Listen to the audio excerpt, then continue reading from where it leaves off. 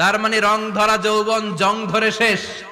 যৌবন সব সময় থাকে না, সার্টেন একটা পিরিয়ডের জন্য আল্লাহ দিয়েছে। এজন্য যুবক ভাইরা, তোমাদের রক্ত গরম, তোমাদেরকে বিনয়ী হতে হবে বেশি, ঠিক কিনা? রাজি আছো তো সবাই? বিশ্বনবী বিনয়ের সাথে হাঁটতেন। ওয়াকানা ইয়াতাবাসসাম, সবসময় মুচকি হাসতেন।